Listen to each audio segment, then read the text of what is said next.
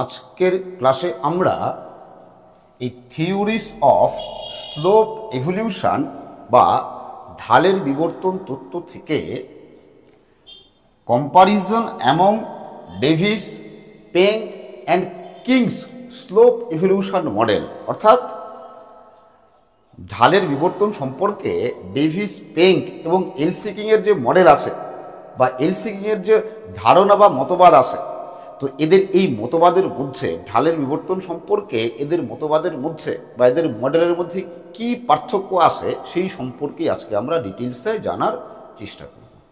ঠিক আছে, দেখো আজকের ক্লাসটি কিন্তু খুব ইম্পর্ট্যান্ট ক্লাস। কেন ইম্পর্ট্যান্ট? যে আজকের ক্লাসে তোমরা বহু ছোট ছোট ইনফরমেশান পাবে, এটা একটা। আর কম্পেয়ার করে পড়লে সহজে মনে থাকে এবং তোমরা খুব সহজেই বুঝতে পারবে। এই জন্য আজকের ক্লাসটি খুব ইম্পর্ট্যান্ট। ঠিক আছে, দেখো তো প্রথমে আমরা এই তিনজন সম্পর্কে জেনে নিই। দেখো যে ডব্লিউ.এম. ডেভিস ছিলেন একজন আমেরিকান জিওমরফোলজিস্ট। ঠিক আছে, ডব্লিউ. পেঙ্ক ছিলেন একজন জার্মান জিওলজিস্ট। আবার এল.সি. কিং ছিলেন একজন ব্রিটিশ জিওমরফোলজিস্ট। ঠিক আছে, দেখো তো এই এল.সি. কিং ব্রিটিশ জিওমরফোলজিস্ট ছিলেন। তার জন্ম ইংল্যান্ডে, কিন্তু তিনি আফ্রিকার বিস্তীর্ণ সাভানা অঞ্চলে গবেষণা করে বা সমীক্ষা করে তিনি তার ঢালের বিবর্তন তত্ত্বটি উপস্থাপন করেছিলেন। ক্লিয়ার? দেখো তো এই যে ডব্লিউ.এম. ডেভিস জিওমরফোলজিস্ট ছিলেন, তো জিওমরফোলজিতে কি আলোচনা করা হয় আমরা জানি, তাই তো? জিওমরফোলজিস্টরা কি ডিসকাশন করে আমরা জানি, তাই কি না? জিওমরফোলজিতে মূলত কি কোনো একটা ভূমিরূপ, তাই তো? কোনো একটা ভূমিরূপের বাহ্যিক যে আকার, আকৃতি, উচ্চতা, বন্ধুরতা এবং কোন কোন বাহ্যিক প্রক্রিয়ার কারণে ওই ভূমিরূপটার বিবর্তন বা পরিবর্তন হচ্ছে, গঠন হচ্ছে, তাই তো? সেগুলো আলোচনা করা হয় জিওমরফোলজিতে, বা জিওমরফোলজিস্টরা সেগুলো আলোচনা করেন, তাই তো? তাহলে দেখো তো এই ডব্লিউ.এম. ডেভিস একজন জিওমরফোলজিস্ট ছিলেন, তাই তো? তার মানে এই ভূমিরূপের বাহ্যিক পরিবর্তন, বাহ্যিক শক্তিগুলো কি করে ভূমিরূপকে পরিবর্তন ঘটাচ্ছে, কি করে ক্ষয় বা বিবর্তনের মাধ্যমে নতুন নতুন ভূমিরূপ তৈরি হচ্ছে, তাই তো? কিন্তু তো তিনি জিওমরফোলজিস্ট হওয়া সত্ত্বেও জিওলজিতে বা ভূতত্ত্ব সম্পর্কেও যে তার জ্ঞান ছিল না তা নয়, ভূতত্ত্ব সম্পর্কেও তার জ্ঞান ছিল, তাই তো? তো মূলত তিনি ছিলেন জিওমরফোলজিস্ট। ঠিক আছে, এই জন্য তার যে বিবর্তন তত্ত্ব, তার যে ঢালের বিবর্তন, সেই বিবর্তনের ক্ষেত্রে তিনি বাহ্যিক প্রক্রিয়াগুলোকেই বেশি গুরুত্ব দিয়েছেন, কিন্তু অভ্যন্তরীণ প্রক্রিয়াকে তিনি উপেক্ষা করেছেন। ঠিক আছে, তো এই এল.সি. কিংয়ের ক্ষেত্রেও ঠিক একই কথা। এল.সি. কিংও কি ছিলেন? একজন জিওমরফোলজিস্ট ছিলেন, তাই তো? তো এল.সি. কিংও এই ঢালের বিবর্তন বা ক্ষয়চক্রের জন্য, ভূমিরূপের বিবর্তনের জন্য তিনি বাহ্যিক শক্তিগুলোকে, বাহ্যিক প্রক্রিয়াগুলোতেই বেশি গুরুত্ব দিয়েছেন, অভ্যন্তরীণ প্রক্রিয়াকে প্রায় উপেক্ষা করেছেন। ঠিক আছে, অন্যদিকে দেখো যে ডব্লিউ. পেঙ্ক ছিলেন একজন জার্মান জিওলজিস্ট, তাই তো? তো জিওলজিস্টদের কাজ কি আমরা জানি, জিওলজিতে কি আলোচনা করা হয় আমরা জানি, তাই তো? যে ভূমিরূপের অভ্যন্তরীণ গঠন, অভ্যন্তরীণ বিন্যাস, তাই তো, কিভাবে হচ্ছে তা আলোচনা করা হয় জিওলজিতে, তাই তো? আর জিওলজিস্টরা এগুলো আলোচনা করেন, অভ্যন্তরীণ প্রক্রিয়া সম্পর্কে আলোচনা করেন। তো এই পেঙ্ক জিওলজিস্ট ছিলেন ঠিকই, তাই তার মানে এই নয় যে তার জিওমরফোলজি সম্পর্কে তার ধারণা ছিল না, তা নয়, তাই তো? মূলত তিনি ছিলেন একজন জিওলজিস্ট। আর এই জন্যই পেঙ্কের যে ঢালের বিবর্তন বা যে ভূমিরূপের বিবর্তন, এই ভূমিরূপের বিবর্তনের ক্ষেত্রে তিনি অভ্যন্তরীণ বা ভূগাঠনিক যে প্রক্রিয়া, সেই ভূগাঠনিক প্রক্রিয়াকে তিনি গুরুত্ব দিয়েছেন। দেখো যে এই ডব্লিউ.এম. ডেভিসের ক্ষয়চক্রের যে মডেল, সেই মডেলের সমালোচনা করতে গিয়েই ডব্লিউ. পেঙ্ক এবং এল.সি. কিং তাদের মতবাদ বা তাদের তথ্য উপস্থাপন করেছিলেন। আর এই জন্য এই ডব্লিউ. পেঙ্ক এবং এল.সি. কিংয়ের তত্ত্বে বা মতবাদে ডেভিসের তত্ত্বের যথেষ্ট প্রভাব লক্ষ্য করা যায়। ঠিক আছে, কিন্তু দেখো মনে রাখবে যে এই যে ডেভিস ছিলেন একজন জিওমরফোলজিস্ট, আবার এলসিকিংও ছিল একজন জিওমরফোলজিস্ট। এই জন্য যে ডেভিসের মতবাদের সঙ্গে, ঠিক আছে, ডেভিসের মতবাদের সঙ্গে এলসিকিংয়ের কিন্তু মতবাদের বা তথ্যের যথেষ্টই মিল খুঁজে পাওয়া যায়, যথেষ্টই মিল পাওয়া যায়। ঠিক আছে, দেখো যে এই ঢালের বিবর্তন সম্পর্কে ডব্লিউ.এম. ডেভিসের যে তথ্য দিয়েছিলেন, ডব্লিউ.এম. ডেভিস যে তথ্য প্রদান করেছিলেন তার নাম কি? Slope decline theory. তাই তো? তাহলে ডেভিসের যে তথ্য বা মডেল ভূমির ঢালের বিবর্তন সম্পর্কে তার নাম কি তোমরা আগেই জেনেছো, স্লোপ ডিক্লাইন থিওরি। তাই তো? আবার পেঙ্কের যে মডেল ঢালের বিবর্তন সম্পর্কে তা কি নামে পরিচিত? Slope replacement theory. তাই তো? তাহলে ডেভিসের তত্ত্বের নাম স্লোপ ডিক্লাইন থিওরি, পেঙ্কের তত্ত্বের নাম স্লোপ রিপ্লেসমেন্ট থিওরি। তাই তো? আর এলসিকিংয়ের যে তত্ত্ব বা মডেল তার নাম হিল স্লোপ সাইকেল থিওরি। খুব ভালো করে মনে রাখবে, তিনটাই প্রশ্ন হতে পারে। তাহলে পেঙ্কের যে মডেলের নাম কি? Hill slope cycle theory. আরেকটা বিষয় মনে রাখবে যে হিল সাইড স্লোপ ডেভেলপমেন্ট, এই যে গবেষণাপত্র, এই গবেষণাপত্র প্রকাশ করেন এ উড। এটার নামের মধ্যে কিন্তু মিল আছে। তাহলে হিল সাইড স্লোপ ডেভেলপমেন্ট এই গবেষণাপত্রটি প্রকাশ করেন অ্যালান উড। কি জন্য? এই ঢালের বিবর্তন ব্যাখ্যা করার জন্য। ঠিক আছে। আর এলসিকিংয়ের যে মডেল তার নাম হিল স্লোপ সাইকেল থিওরি। তোমরা মনে রাখবে এই তিনজনের মডেলই কিন্তু টাইম ডিপেন্ডেন্ট মডেল, বা ভূমিরূপের বিবর্তন কি সময়ের সাপেক্ষে ভূমিরূপের বিবর্তন ঘটে। তাই তো? দেখো এই যে ডব্লিউ.এম. ডেভিস ভূমিরূপের বিবর্তন, তাই তো, ভূমিরূপের বিবর্তনকে তিনি তিনটি স্টেজে ভাগ করেছেন। তাই তো? আমরা আগেই জেনেছি ক্ষয়চক্রের তিনটি স্টেজ। তাই তো?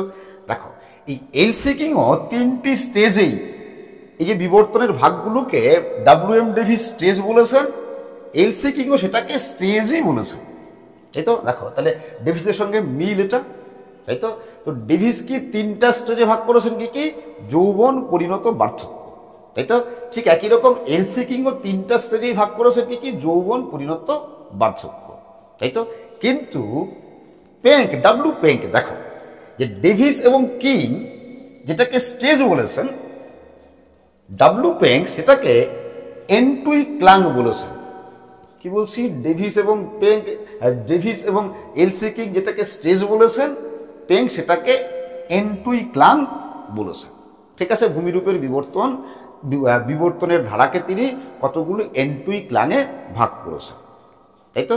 কি কি? দেখো যে ডেভিস যেটাকে বলছে যৌবন পর্যায়, তাই তো, সেটাকেই পেঙ্ক বলেছে আউস্ট্রিজেন্ডি এন্টুই ক্লাং। কি বলেছে? আউস্ট্রিজেন্ডি এন্টুই ক্লাং। ওকে। আবার দেখো তার পরেরটা, মানে যেটা পরিণত অবস্থা, ডেভিসের যেটা পরিণত পর্যায়, সেটা ডব্লিউ পেঙ্ক বলেছে গ্লিচ ফরমিজ এন্টুই ক্লাং। কি? গ্লিচ ফরমিজ এন্টুই ক্লাং। ঠিক আছে। এবং শেষ পর্যায়টাকে বলেছে যে অ্যাবস্টিজেন্ডি এন্টুই ক্লাং। ওকে। তো এই তিনটা পর্যায় কি আজকের ক্লাসেও কিন্তু খুব সংক্ষেপে একটু আলোচনা করব। এবার দেখো যে ঢালের বিবর্তনের ক্ষেত্রে এই ডব্লিউ.এম. ডেভিস বাহ্যিক প্রক্রিয়াগুলির উপরেই সবচেয়ে বেশি গুরুত্ব দিয়েছেন, যে বাহ্যিক প্রক্রিয়াগুলির জন্যই ভূমিরূপের বিবর্তন ঘটে। তিনি কিন্তু ভূগাঠনিক প্রক্রিয়াকে তিনি উপেক্ষাই করেছেন। কেন? দেখো আমরা আগেই জেনেছি যে ডেভিস কি বলেছিলেন, যে ভূমির উত্থান সম্পূর্ণ হয়ে যাওয়ার পরে, মানে ভূমির উত্থান কমপ্লিট হয়ে যাওয়ার পরে সেখানে ক্ষয়কাজ শুরু হবে, মানে পরিবর্তন বা বিবর্তন শুরু হবে। আর যতদিন ক্ষয়কাজ চলতে থাকবে বা যতদিন বিবর্তন চলতে থাকবে ততদিন সেখানে কোনো রকম ভূমির উত্থান হবে না। তার মানে ডেভিস ভূ অভ্যন্তরীণ প্রক্রিয়াকে উপেক্ষাই করেছেন। তাই তো? আমরা ডেভিসের মতে বাহ্যিক প্রক্রিয়ার মাধ্যমেই ঢালের বিবর্তন ঘটে। তাই তো? আর এই বাহ্যিক প্রক্রিয়াগুলির মধ্যে তিনি বলেছেন জলধারার কাজ, আবহবিকার ও পুঞ্জিত ক্ষয়, এই তিনটি প্রক্রিয়ার প্রভাব সবচেয়ে বেশি। ঠিক আছে। আবার দেখো ঠিক একই কথা বলেছেন এলসিকিং বলেছেন, মানে এলসিকিংও কিন্তু বাহ্যিক প্রক্রিয়াগুলি দ্বারা ভূমিরূপের বা ঢালের বিবর্তন ঘটে বলে বলেছেন। কারণ তিনি বলেছেন যে ভূমির উত্থান হয়ে যাওয়ার পর দীর্ঘদিন, ভূমির উত্থান কমপ্লিটের পর দীর্ঘদিন ভূমিটি স্থিতিশীল থাকতে হবে, আর স্থিতিশীল থাকলেই ধীরে ধীরে ভূমিরূপের বিবর্তন ঘটবে। তার মানে এলসিকিও কিন্তু ভূ অভ্যন্তরীণ প্রক্রিয়াকে মোটামুটি উপেক্ষাই করেছে, তাই তো। আর বাহ্যিক প্রক্রিয়াগুলির মধ্যে এলসিকিং বাহ্যিক প্রক্রিয়াগুলির মধ্যে নদীর কাজ ও পুঞ্জিত ক্ষয়, নদীর কাজ ও পুঞ্জিত ক্ষয়, এই দুটাকে সবচেয়ে বেশি গুরুত্ব দিয়েছে। অন্যদিকে দেখো এই ডাব্লু পেঙ্ক যে ঢালের বিবর্তনের ক্ষেত্রে ভূগাঠনিক প্রক্রিয়াকে গুরুত্ব দিয়েছেন, ভূগাঠনিক প্রক্রিয়া বা ভূমির উত্থানকে গুরুত্ব দিয়েছেন, ঠিক আছে। এবং বাহ্যিক প্রক্রিয়াগুলির মধ্যে তিনি পুঞ্জিত ক্ষয়কে, বাহ্যিক প্রক্রিয়ার মধ্যে তিনি পুঞ্জিত ক্ষয়কে গুরুত্ব দিয়েছেন। আর তিনি বলেছেন যে বাকি যে গতিশীল প্রাকৃতিক শক্তি আছে, বায়ু, জলধারা, হিমবাহ, এই বা সমুদ্র তরঙ্গ, এই যে গতিশীল প্রাকৃতিক শক্তি আছে, পেগ বলেছেন যে ঢালের বিবর্তনে এদের কোনো ভূমিকা নেই। তিনি বলেছেন ঢালের বিবর্তনে এদের কোনো ভূমিকা নেই। এই শক্তিগুলো মানে নদী, হিমবাহ, বায়ুপ্রবাহ, এরা শুধুমাত্র ক্ষয়জাত পদার্থ পরিবহন করে। পেঙ্ক ভূমির উত্থানের হার এবং মাস ওয়াস্টিংয়ের মাধ্যমে বা পুঞ্জিত ক্ষয়ের মাধ্যমে ক্ষয়ের হার, তাহলে উত্থানের হার আর ক্ষয়ের হার, এই দুইয়ের সম্পর্কের ভিত্তিতে ভূমিরূপের বিবর্তনকে তিনটি এন্টুইক্লাঙে ভাগ করেছেন। এই তো আগেই বলেছি, তাই তো। তাহলে প্রথম মানে তিনটি এন্টুইক্লাং বা তিনটি পর্যায়ে ভাগ করেছেন। তো প্রথম এন্টুইক্লাং কি, যে আউস্ট্রেজেন্ডি এন্টুইক্লাং, তাই তো। এই আউস্ট্রেজেন্ডি এন্টুইক্লাঙে কি হয়, যে উত্থানের হার ক্ষয়ের হারের তুলনায় বেশি হয়। তার মানে কি, ভূমির উত্থানের হার বেশি, তার তুলনায় ভূমির ক্ষয়ের হার কম, তাই তো। মানে উত্থানের হার ক্ষয়ের হারের তুলনায় বেশি হয়, তাই তো। কখন, আউস্ট্রেজেন্ডি এন্টুইক্লাঙে। আর উত্থানের হার যদি ক্ষয়ের হারের তুলনায় বেশি হয়, তাহলে এরকম উত্তল ঢালের সৃষ্টি হয়।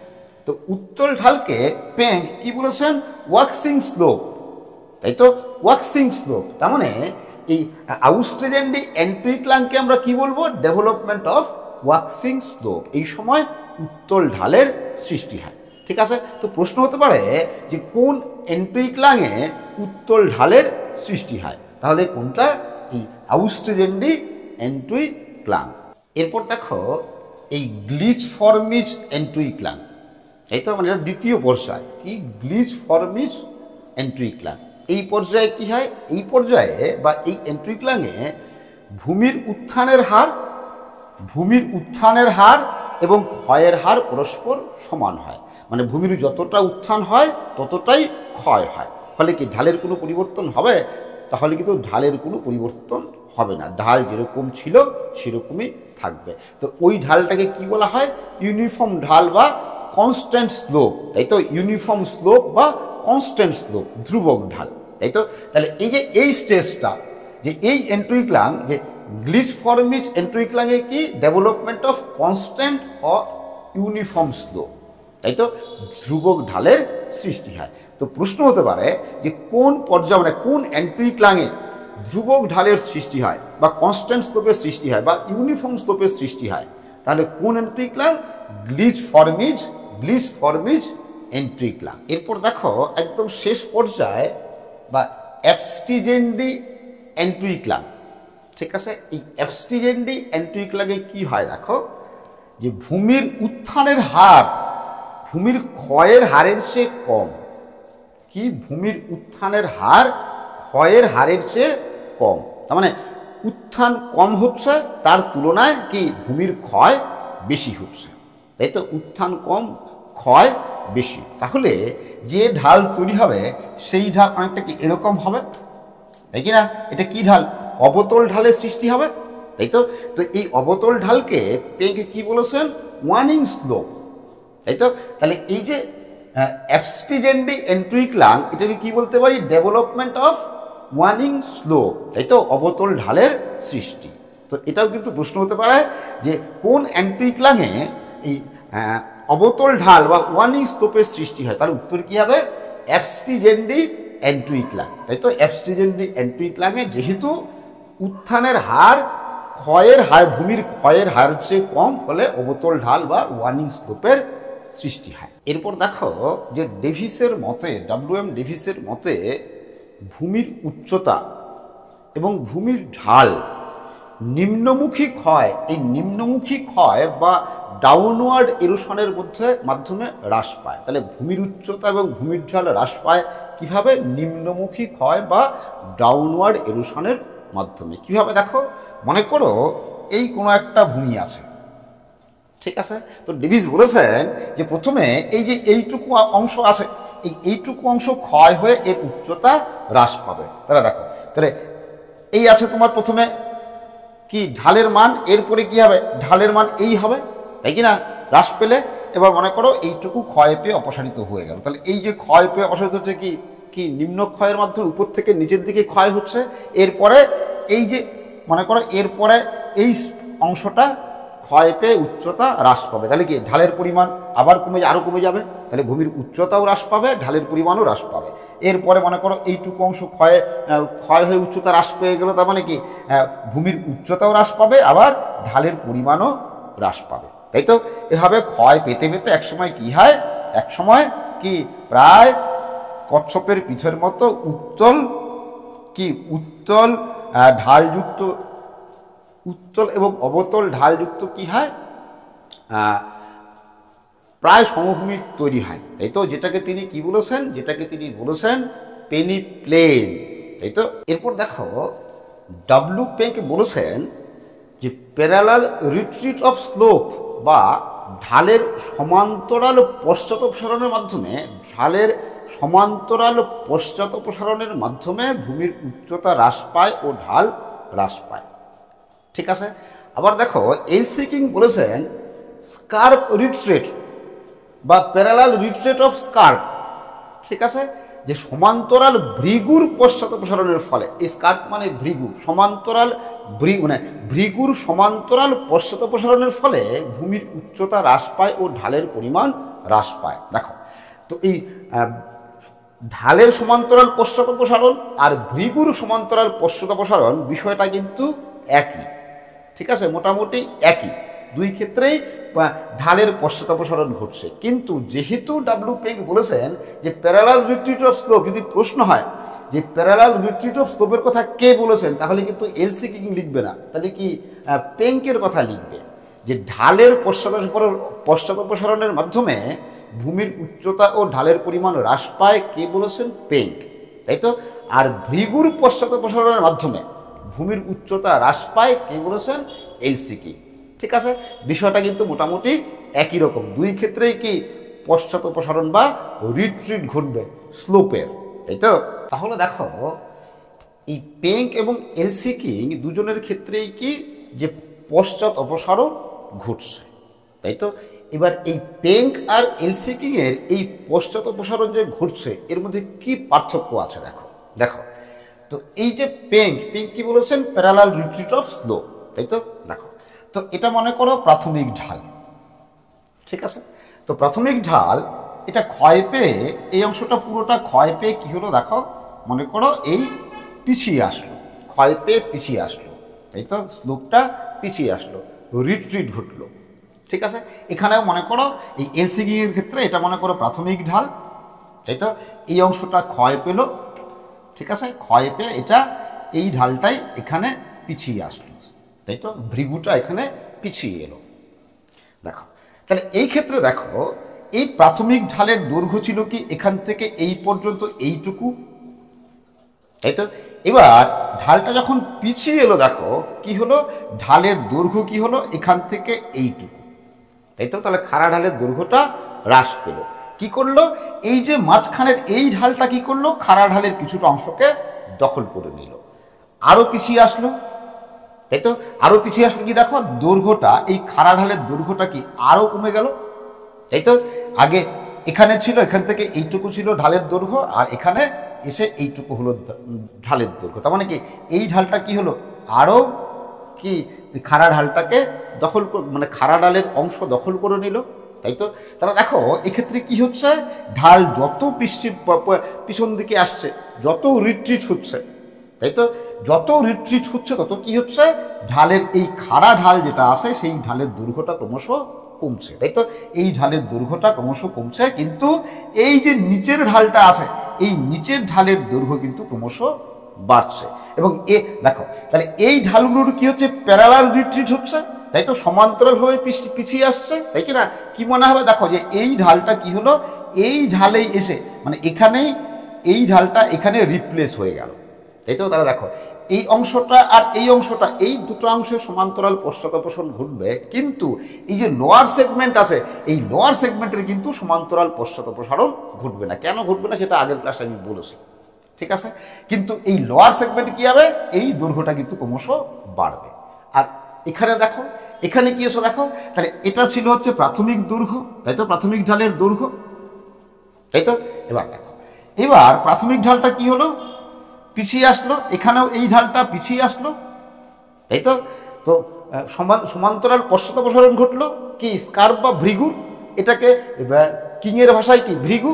এবার দেখো তাহলে ভৃগুর এই যে প্রাথমিক ঢালের দৈর্ঘ্য ছিল এটা এখান থেকে এইটুকু, এবার দেখো পিছিয়ে আসার পরেও দেখো দৈর্ঘ্য কিন্তু একই আছে, কি তাই কিনা।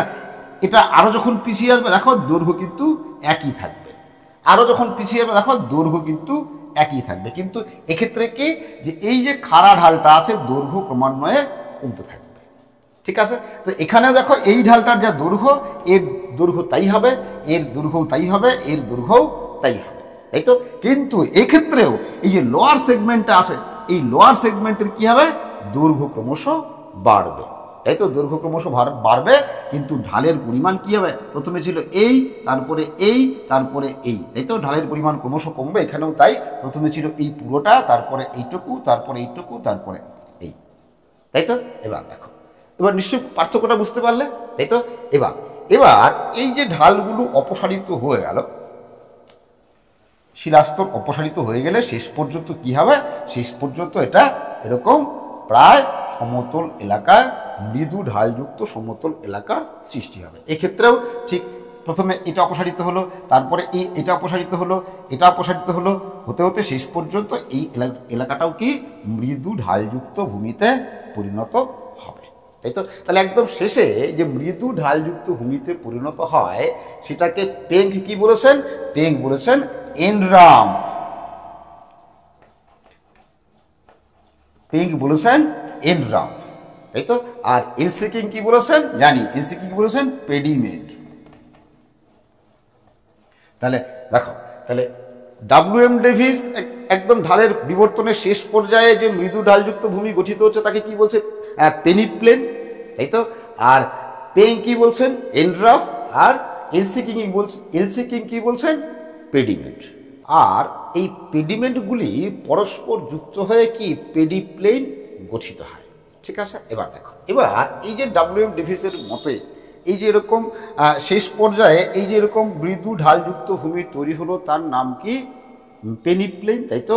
তো পেনিপ্লেনের মধ্যে যে অংশটা অবশিষ্ট থাকবে, ক্ষয়জাত পাহাড় রূপে অবস্থান করবে, অবশিষ্ট থাকবে, সেটাকে বলা হয় মোনাডনক, আমরা জানি, তাই তো। এবার দেখো, আর এখানে এই পেঙ্কের মতো যে এনরাম্প তৈরি হলো, ঠিক আছে। তো এনরাম্পের মধ্যেও এই যে অবশিষ্ট অংশটা থাকবে, যে অবশিষ্ট অংশটা থাকবে সেটাকে কি বলেছে, সেটাকে বলেছে ইনসেলবার্জ, আরও ক্ষয় পেয়ে ছোট হলে ক্যাসেলকপিজ বা বোর্নহার্ড, তাই তো। দেখো তাহলে এই দুটোর মধ্যে কি পার্থক্য, তাহলে এটাও অবশিষ্টাংশ, তাই তো, এইটাও অবশিষ্টাংশ, তাই তো।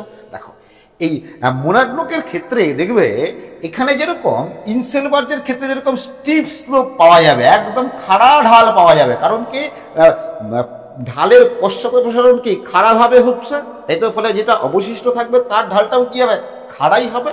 তাহলে ইনসেলবার্জের এরকম স্টিপ স্লোপ হবে, তাই তো।